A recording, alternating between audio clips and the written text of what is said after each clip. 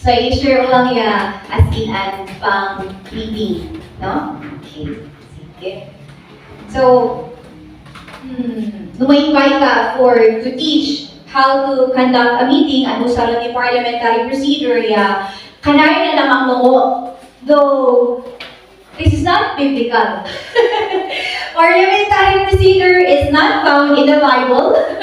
So, alito mapagiging ko unbiblical.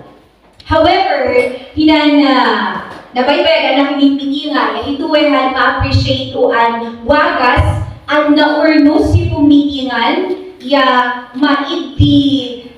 ma-favor, ma-discriminate.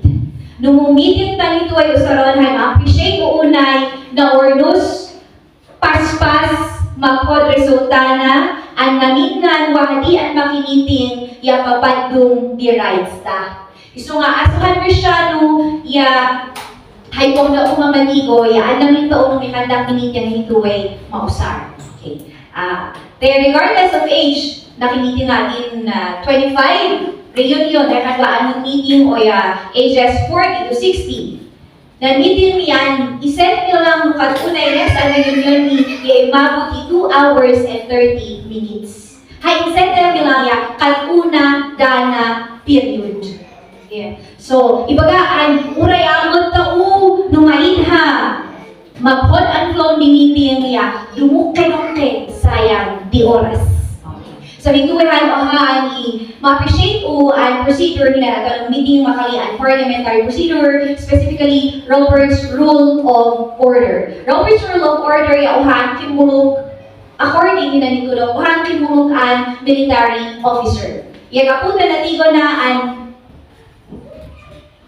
inilahin mo nilang military meeting, tao within the church mismo naniga na way meeting nila gulo. So, hituwehan, by the grace of God, inatanan niya nila so na formulate na ito Robert's Rule of Order, munggay, hinaan, pumitingan at organize mapwede makiusaran Alright, so we start with, mausarin ko ng business meeting tao, na pumitingan nyo as officers, that is already a business meeting or a formal meeting. So, mapod and i-apply that way. So, wala lang, before the meeting, always, as we say, adi ka po kami na akong tooy, meeting mo mag-iimbeta. I tell you, mahapulatan, idasal. Nga idasal, tatlong order siya mapod. Everyone would participate.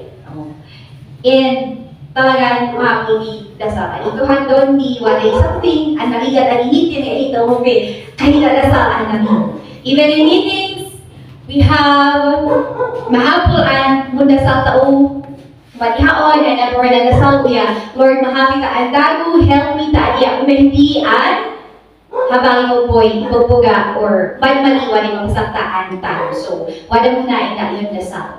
Next, this is for the chairman and for the secretary.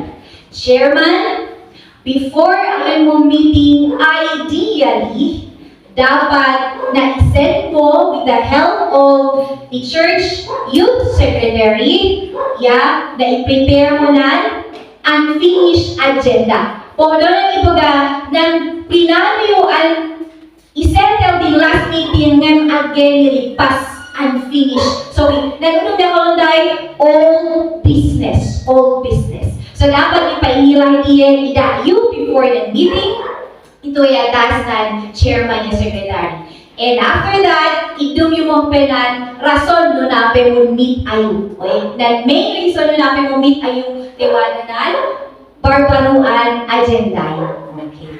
Hay kung mapunan ito why ohaya nakasagana, nakaset di suggestion na, nanumnum na, umiyak makikitim, datuwe bongbong kalami, iso nga nakasagana, ayaw makiparticipate, tali tayo mahini, uray o hay hapit, mahapon ay humapit ta, humapit ta. Makahapit ta na-control ng hapiton, teinilanan, ipobuga. That's the advantage of doing this before the meeting. Next, ito ay atas the committee heads. Ng treasurer tao, nuwaray na usar ang biho before ayun ng meeting. Idat mo, i-chairman, i-secretary, as isenda datuin ang finish and agenda, pakisenda na report mo. Tang na-review mo, waray comment, waray damagon, hinaan chimpo ang pinagre-report ni per committee, yan ay ipogadan mo anabos. Usually, maatya. Pag inagtanda mo yung oras, ay, magyabak na natira ko nyo yung comment ni yung report you. Oh, so, sayang di oras. O natin at kita mo, pwede na ko rin comments na oh. So, it's good na everyone, no na-achieve po ang wala i-report mo before the next meeting, na-send mo. So, natuwa na mapunan natin before the meeting. Now, during the meeting, iyawagan naan kalantaon the order of business. Ay puno na ni baga, nan pahay-haynod ang aton hinaan meeting. Hinaan parliamentary procedure, yami, wala nilang kalunday, call to order. Call to order, yung kalunday, makaywad yung dito ng meeting. Hikrisyano, hay call to order tao, yung opening prayer. Then, ang inspiration, dahil, yung puno-ho-odan, kita ko. I look forward to adiyan ng inspiration to talaga yung Panginoon i-apo Diyos ang kanta. Bukod na puno na hitago. We look forward to that. So nga, hitago, nga. Ugali ang taon iya, ang taon ng tao. Tali daw kung Panginoon ng inspiration ni puno na hitago. So inspiration should be done for the glory of God. So as Christians, hindi nila ito ay mapod. We always do it with an opening prayer. Mula na ni Pagaya, talaga, nirugi mo. So, hinaan, Robert's Rule of Order yan, mahigan na ay an exhortation niya, opening prayer, at optional lang ikita. So, hinaan niya call to order niya. Minita ko ya, we start with opening prayer, exhortation, tuwada, then reading of minutes. Then reading of minutes ay bahawon yun nan, record na hinuhumangan nyo din last. Ito ay po yung mabalinan, masapan ang daman midat. Tan mabalin yuan, colony, mabalin na nito at hinay, then idadamit mo, diritsuto na lang na approval. On approvalan tao ba, ito ay talaga na niluhumangan tao din handi. O yan. Next mo ang dagat. Next, yung committee reports. Reports na ng per committee, ang mahapul, unfinished business, that I gave you po din last time. And then, the very reason why you're meeting, your agenda or your new business. Naging po niya announcement, closing prayer, magawin tao. As simple as that. Yahin niya lang, yung bawat church niya, okay, may kandinan order of business. Hay ka wala may problema, yung ay aton ang munsettle na meeting. No? So, ay tuto lang magwani, o metong hinaan, unfinished business. Di ba ito yung unfinished business, ito yung again na ibu din last meeting you. Okay. So, ay mabalik ay maat na ng chairman di manging pangulo ay di magana. So, Manuel, please read. Last meeting, some motions were laid on the table to be discussed on the next meeting, so we will now discuss them. Yan. So, yan na mo na ipahawang. Iba, dinglas, yawagan na ageto hindi po hinuhumangan. So, adwani yan na diyan ani first ani settle tao. Pasensyahan nyo in English. Then, purpose hantu ang parliamentary procedure is not to discriminate. Though we understand yung nagsimbaan yung wala ibataw na tinungkol school.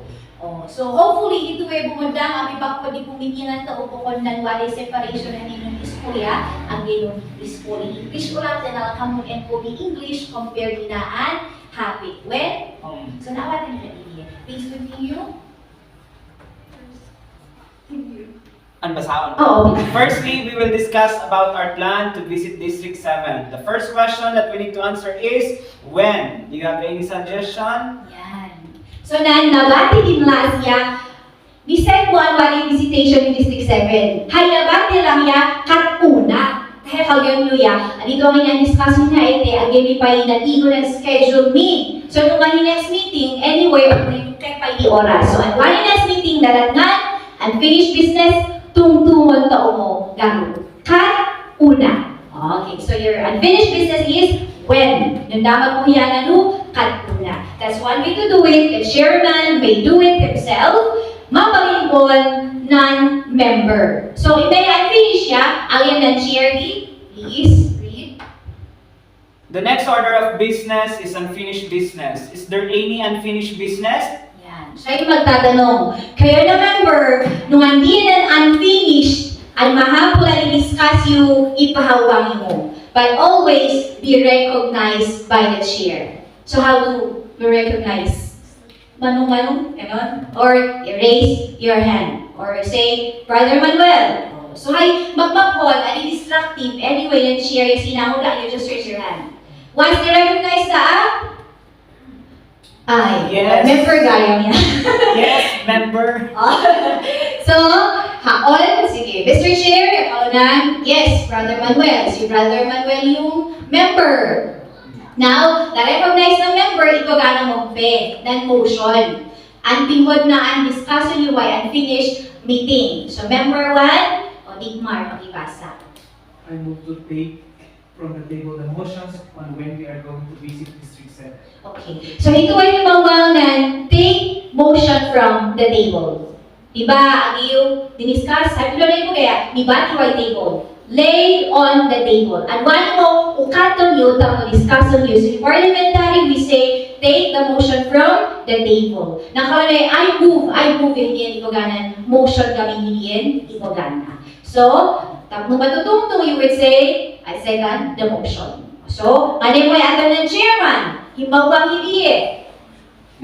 Okay. Chair, please read. It has been moved and seconded that we will take from the table the motion regarding the date for visiting District 7. Any objection? Thank you. So, adiga po tayo suggest si aton yung mo. I-suggest, damago na bay. On po doon yung ang discussion to mo diyan, ang gento i-discuss ni Handi. So, ang kalunay, any objection. Kung doon na ni baga, on waday ang kinaminghod, idayo.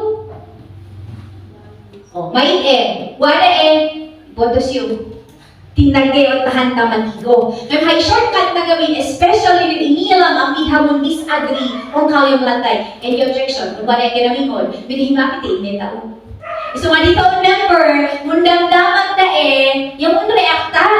Ani pinod ako ni, danilay, ng kayo ang pinod. O taani na ni Memo, mong pepanungitan ng kadwag. Nakapasipasin rin actually, ang pinod hindi di Mr. Boom na ako, ha? Yung secretary mo doon, yung kawalan chairman. Secretary, please read it ako. Nangapiye. Oh, sayang di oras maning. So we have to react, go pas-pas, muna in a nice manner. Yeah, okay, so if none, syempre, discussion mo, kalang mo ba ng chair di? There being none, let us now set the date for the visitation at District 7. The table is now open for suggestions. Yan. Okay. Actually, ng suggestion niya maigi, Robert's Rule of Order. Kanay nang ipagala yung balin ang motion. I move to. Naabak yun, I move another motion. I move to. Magnapansin ko lang yung, wala ba?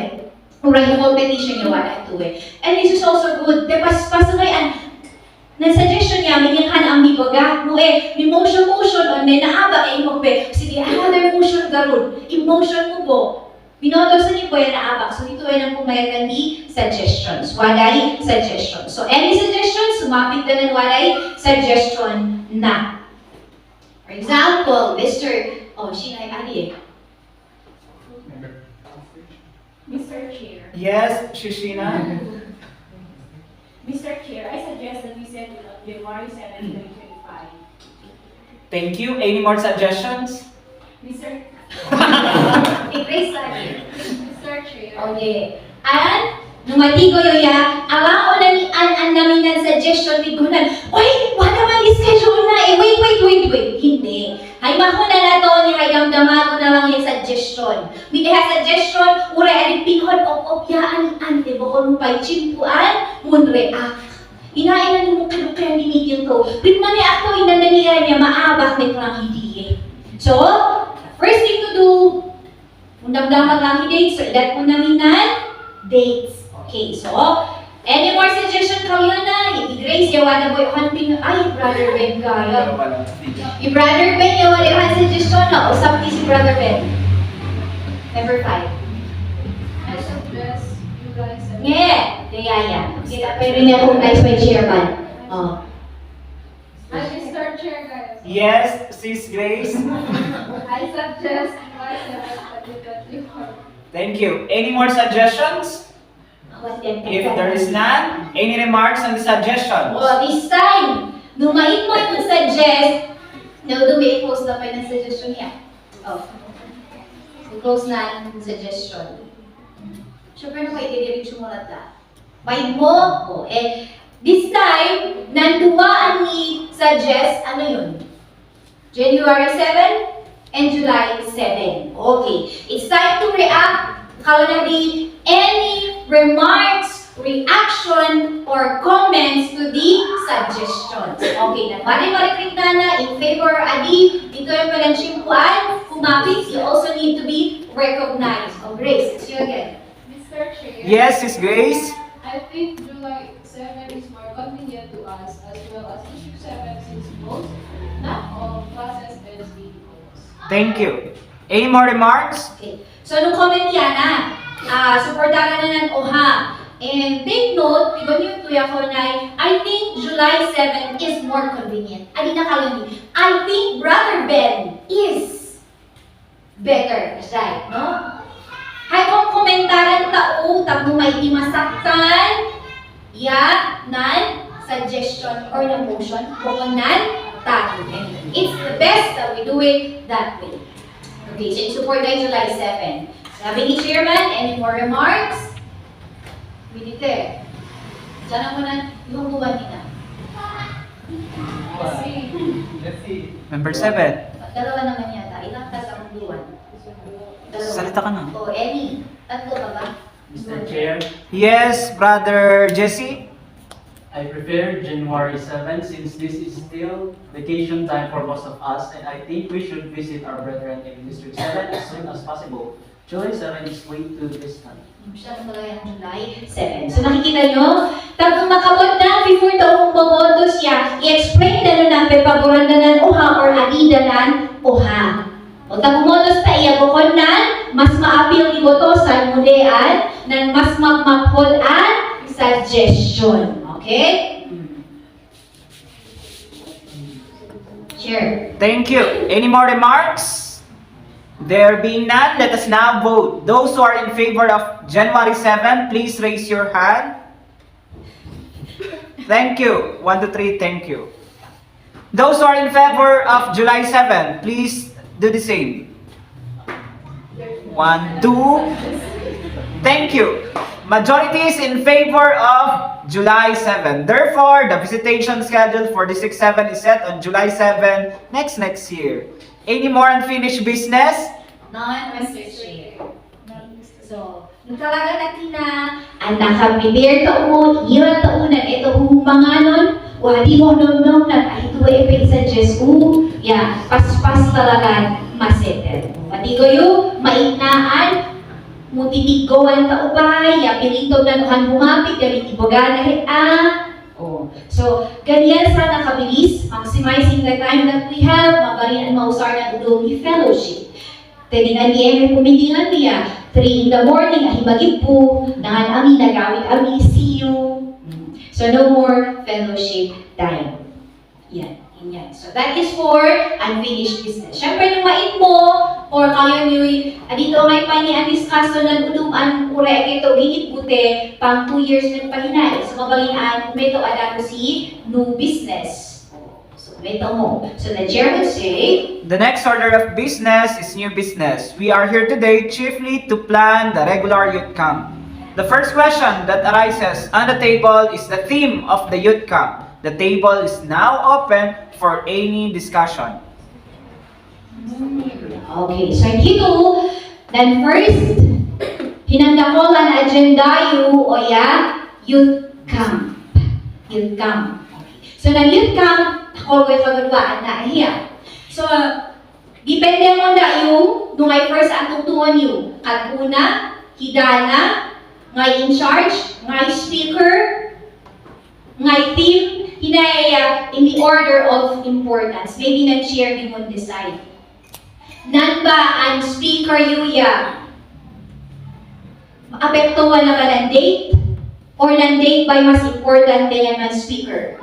Or ng team ba'y pinakamahalaga? Tapos hinila yung nungay?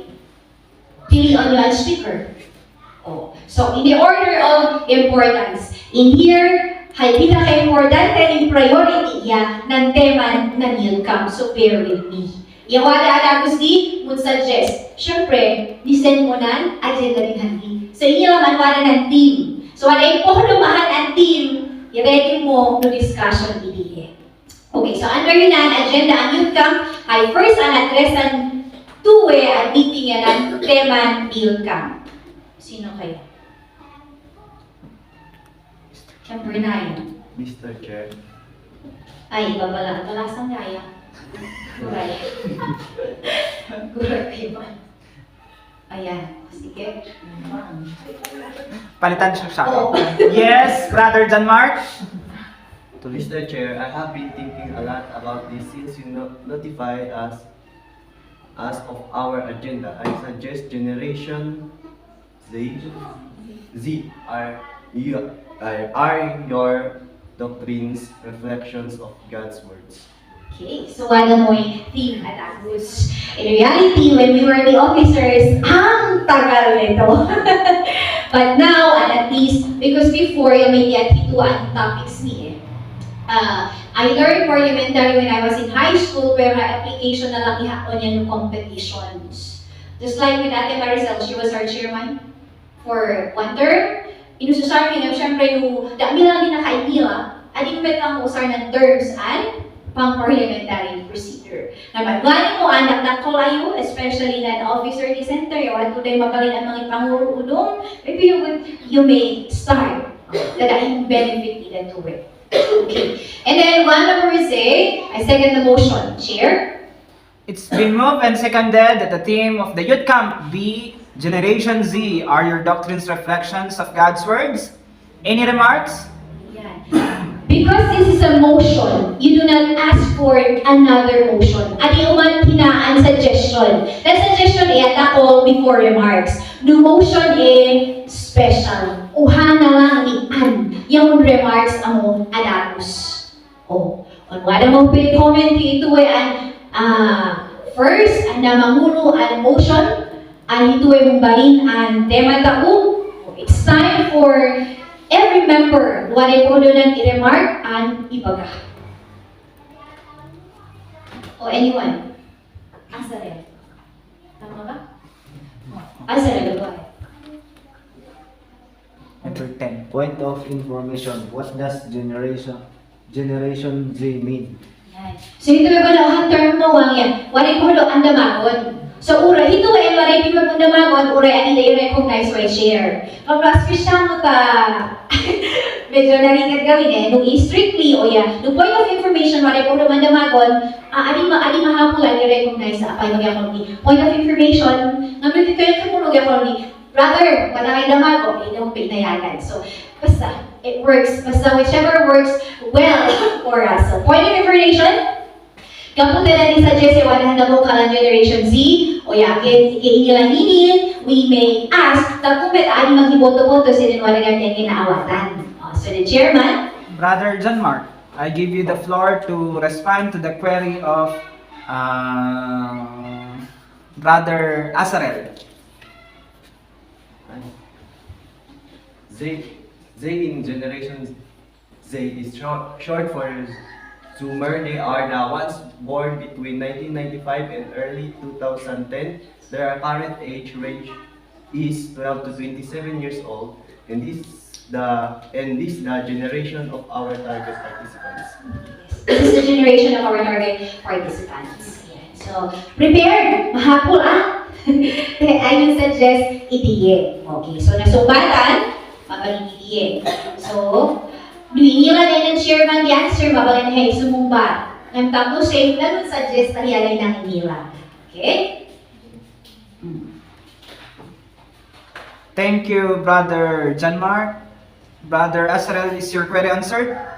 Ay, haramat na laro lahat. I was thinking of okay.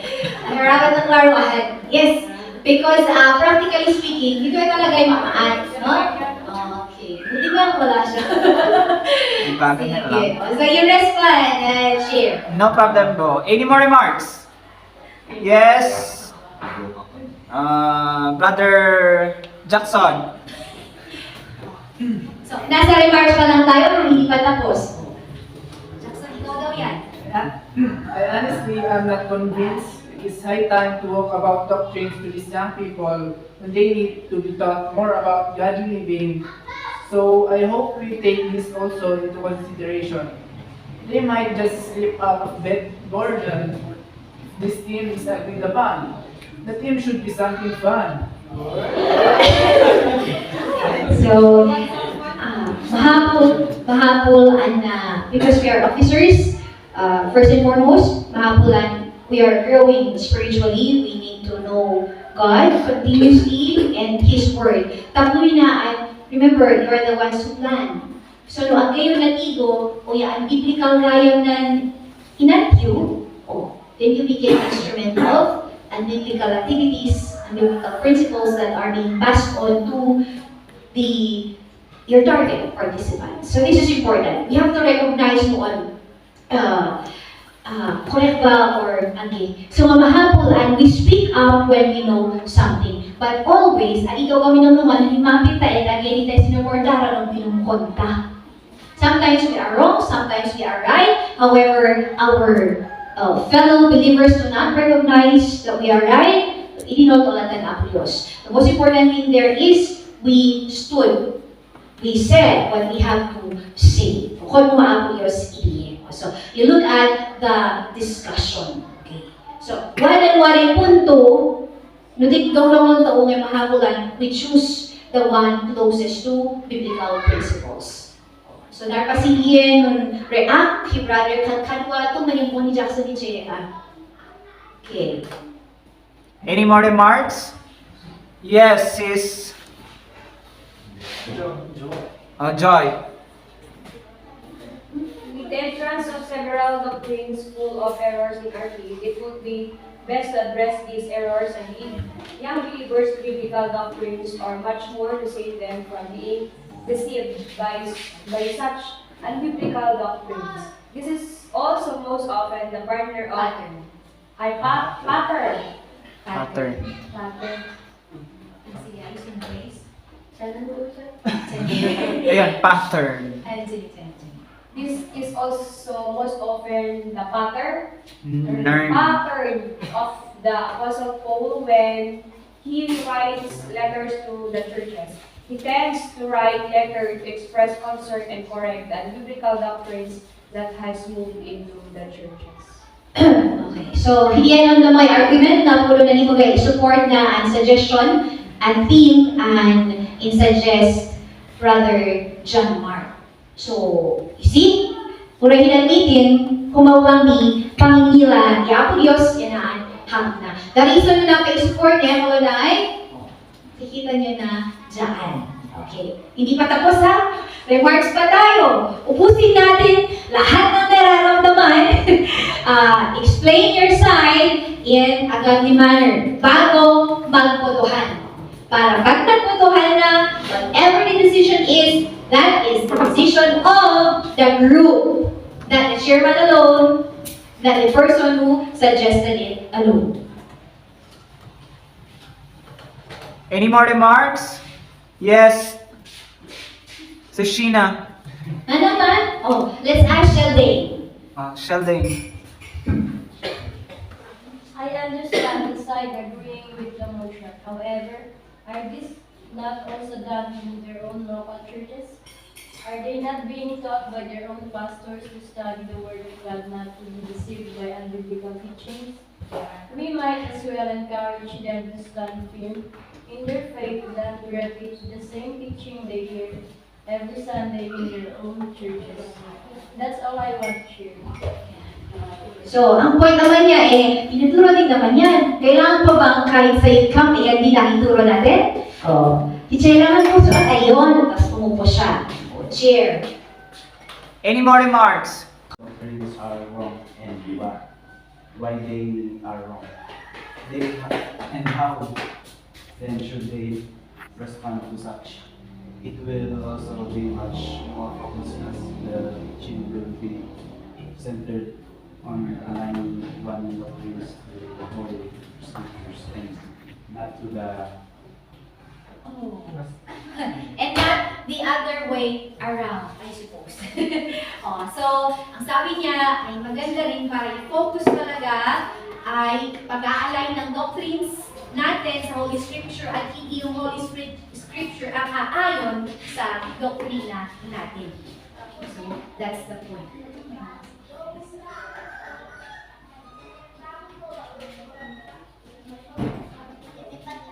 I-move mo. Hindi siya ito ng flash.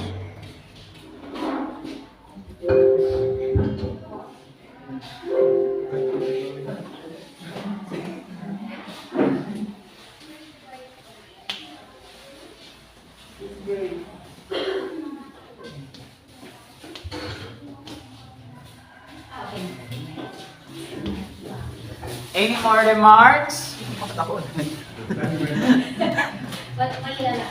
Ayun yun si bro sa dulo. Brother Danford. I think there has been enough discussion on the motion. So I go for the previous question. So, madami ng remarks. I guess, naliwanagan na tayo. Alam na natin kung ano ang mas makakabuti. So, in here, ang ginamit na term ay previous question. Ang ibig sabihin, on ibotos ta mo non-motion. That's the meaning of I call for the previous question. However, since hapit met usaran daw ng meeting, mabarik ko ayan yung ustun samot in that way explanation, remarks sa motion, dawato ang ibotos ta mo. Okay, that's how we say it. In English, I call for the previous question. Any objection to that? Salita kayo. If there is none, let us proceed to vote. Those who are in favor of that the theme, Generation Z, are your doctrines, reflections of God's words, please stand. Those who are not in favor, please stand. Majority is in favor. Therefore, the theme for the Youth Camp 2025 is Generation Z. Are your doctrines reflection of God's words? The next question that arises on the table is, when will be the Youth Camp? The table is now open for any discussion.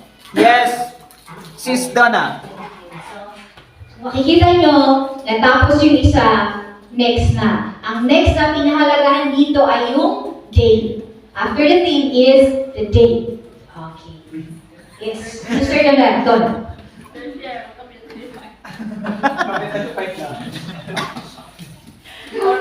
Oh, yun ang sabi niya, kape kayo pa lang. Or in short, we take a recess. Ganon yung English niya. Okay. What would the chair say? I think that is appropriate at this time. Let's take a recess first. Wag muna.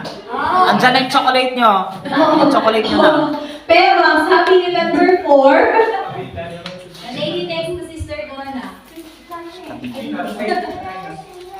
I appeal to the decision of the chair. oh, diba?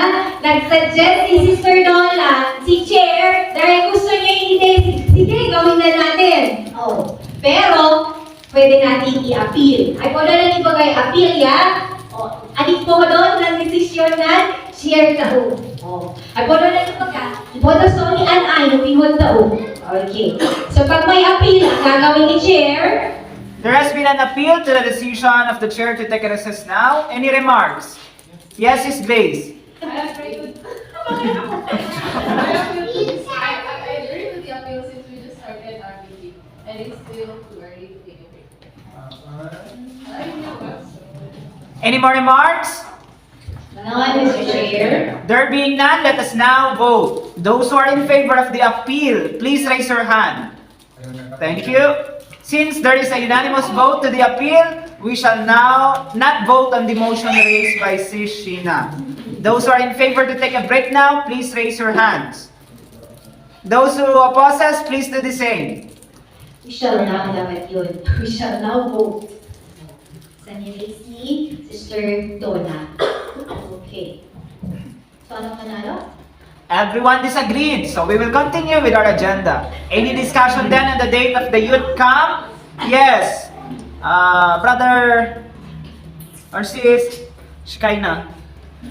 I move that we set it on July 9 to 11, 2025.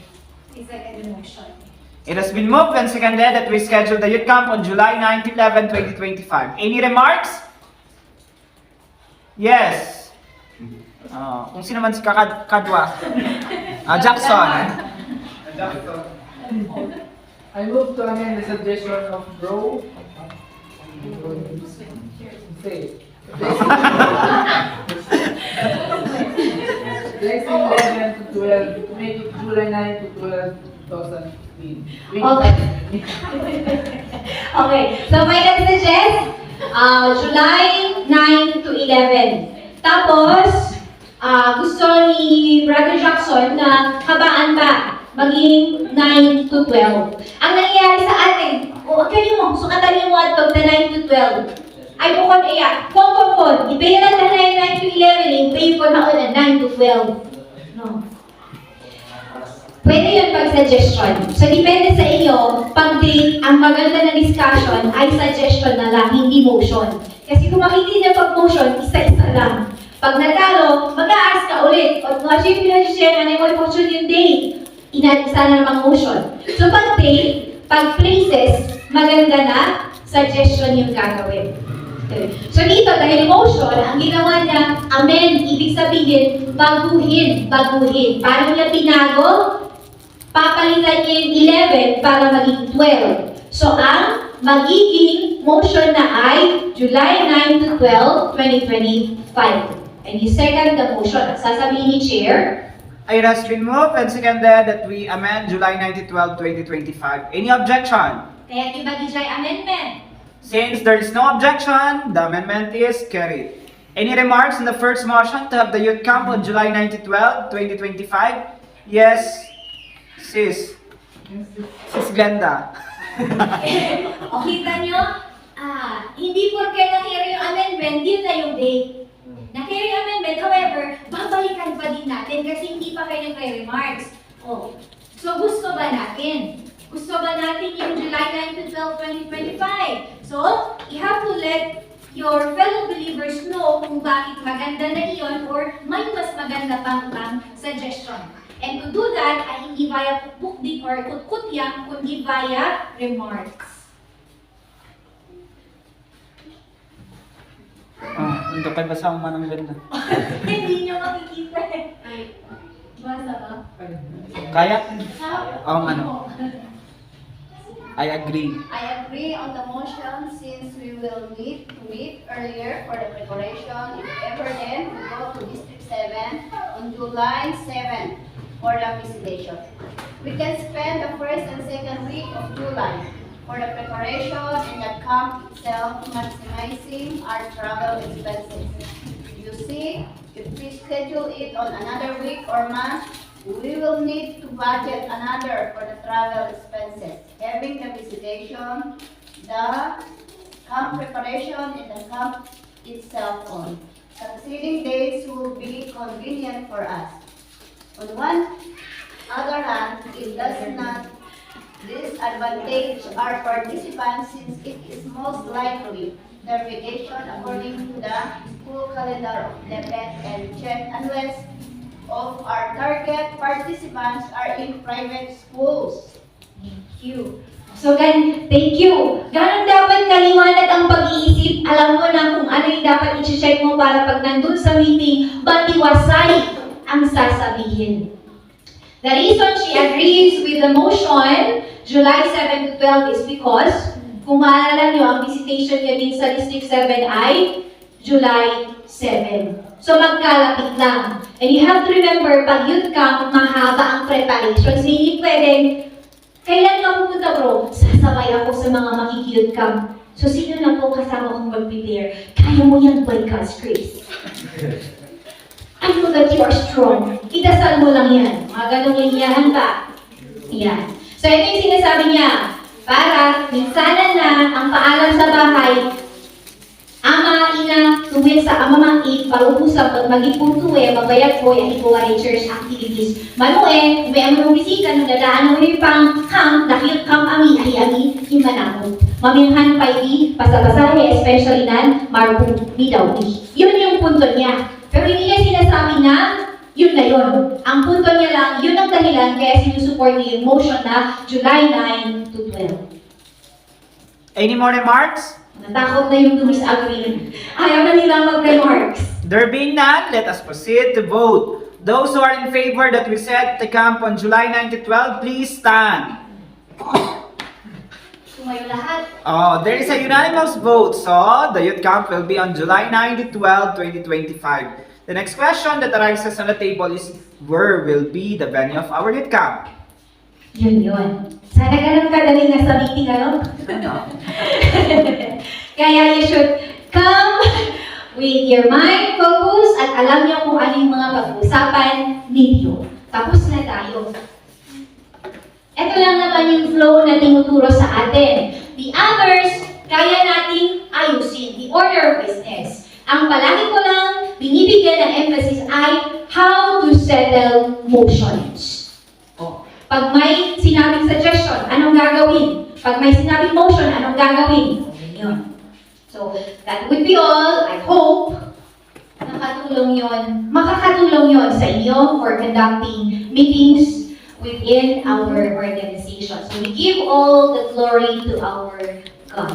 Thank you. Thank you. Ilang minutes yung 35? 43. 43 minutes, mahaba pala. Okay. So pag may tanong siguro, we may, at kung gusto niyo ng demonstration, kayo ang gagawa ng demonstration. Tanong kayo muna. Kasi, sige, brother. Dun sa mga hindi pa tapos na unfinished business, pwede ba wag nang pag-votan na kailangan pag-usapan pa? Pwede ba? Diretso na tayo kasi it's required na yun na pag-usapan. So, hindi na, is it okay na diretso na lang doon or pag-votan pa ba yun? Thank you. Strictly speaking, depende kasi yan. Kasi when we say, lay motion on the table, hindi mo muna pag-uusapan. Depende kung kailan niya sinabi na pag-uusapan. Kapag ang palaging sinasabi ay, let's lay it on the table and we discuss it next meeting, automatic na nasa unfinished business na yon. Pero pag sinabi niya, let's lay it on the table and discuss it some other time, kailangan hugutin yon kasi some other time yung sinabi niya. Depende. Yan ay depende sa ginamit na terms. Pero sa atin, pwedeng ganun na, automatic na. Kasi meron yung sinasabi na, I move to postpone the discussion of that meeting indefinitely. I-postpone nyo na punong pangalan nyo nga indefinitely. Kung may punong pangalan nyo ngayon, iyan banat. We do not know. The parliamentary procedure, that's what we call killing a motion. Actually, pinapatay mo yung motion para never na ma-discuss. Unless may mag-motion ulit yan. Pero pag sinabi mo, let's postpone the discussion of that matter and discuss it next meeting, that's what we call postpone it definitely. Sa specific na time. Pag indefinitely, sa hindi mo alam na panahon. Yun. So yun ang sagot ko doon. So sa inyo, pwede na. Automatic na yun kasi mahalaga lahat sa atin. Walang politika sa atin. Thank you. I hope I answered your question.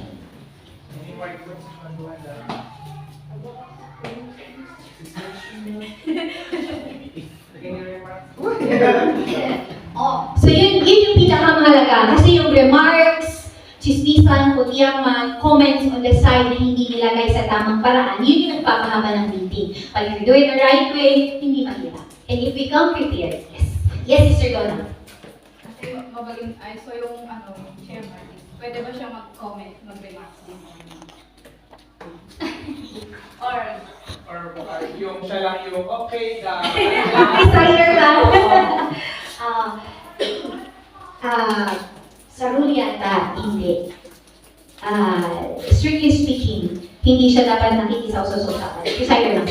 For partiality's sake, kasi nga chairman siya eh. He leads the group not to show favor to one group or another unless kailangan niya ng tie. But in our organization, hindi naman kailangan itakbo lahat eh. Nandiyan lang yan to guide us. But I believe the chairman is there because we trust that he would lead the group. So kapag sa atin, depende na sa rule natin. Sa akin, okay lang. Because I need to hear the side of the chairman. No! The danger there is ipilit na ngay. Another danger, mabait kayo nga opposed na isunat ni chairman that's the danger. So, as a group, you decide na niya kaya nga i-apply. No, chairman ba talaga kay presider lang? Or maki-join the usapan aside from presiding? Taking note of the danger. Kapag siya, baka may mabain kayo nga oppose sa DJT, baga na kayat na. Another thing, ipilit na to. So, bahala na.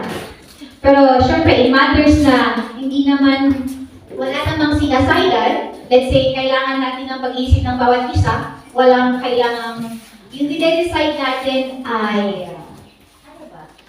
Let's say, sa disciplining of a member. Pwede siguro siyang tumulong doon. When, anong gagawin natin action dito sa member natin na the worst case scenario ay wala pang papel pero nabuntis and they are already living together and yet he is bearing the name of the organization as the vice chairman of the youth ministry of AVECI. I believe we need the opinion of the chairman kapag sa ganung bagay. Okay? Pero pag sa date, sa place, well, Depende. did I make it complicated? Junior, depende sa inyo. Any more?